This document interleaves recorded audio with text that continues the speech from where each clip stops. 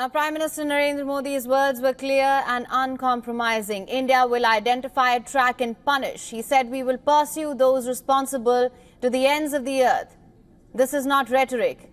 It's a solemn vow backed by history and hardened resolve. The question on everyone's lips: where and when will India strike Pakistan next? The answer lies in the brutal reality of cross-border terrorism. Pakistan continues to harbor multiple terrorist organizations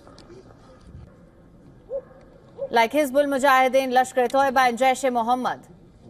These are the terror groups behind deadly attacks on Indian soil.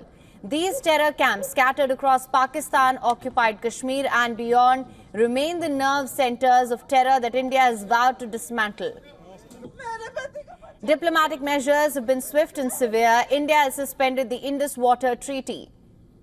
It's closed the Atari border crossing, downgraded diplomatic ties, expelled Pakistani military advisors, and revoked all visas for Pakistani nationals.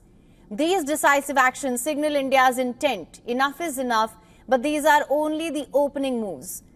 The Prime Minister's promise of punishment hints at a military response, long overdue. History offers a grim roadmap. On the 14th of February 2019, the Pulwama terror attack killed 40 CRPF soldiers when a suicide bomber rammed an explosive-laden vehicle into their convoy. India's retaliation came swiftly.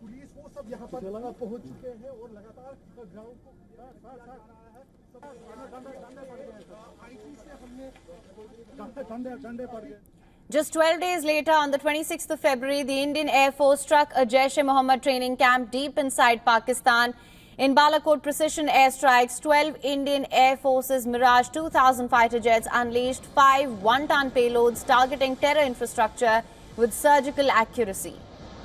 Earlier in September 2016, 4 Jaish-e-Mohammed terrorists from Pakistan targeted Indian Army Brigade headquarters near the town of Uri in Jammu and Kashmir. 19 Indian soldiers were killed in the attack and 19 to 30 others were injured. Again, 11 days later, India responded with surgical strikes on the 29th of September 2016 against terror launch pads across the line of control. These operations sent a clear message: India will not tolerate terror sanctuaries.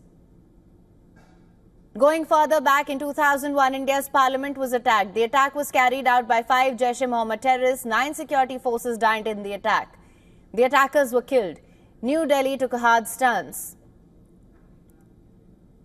triggering Operation Parakram, a massive military mobilization lasting nearly 6 months, underscoring India's readiness to escalate when provoked.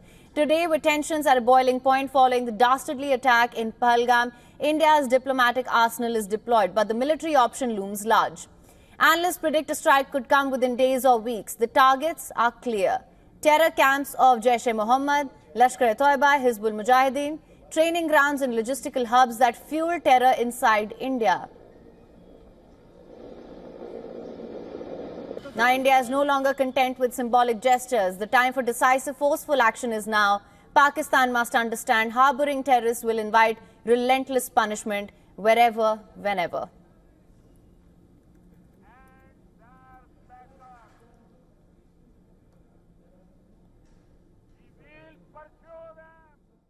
For latest news, download the WION app and subscribe to our YouTube channel.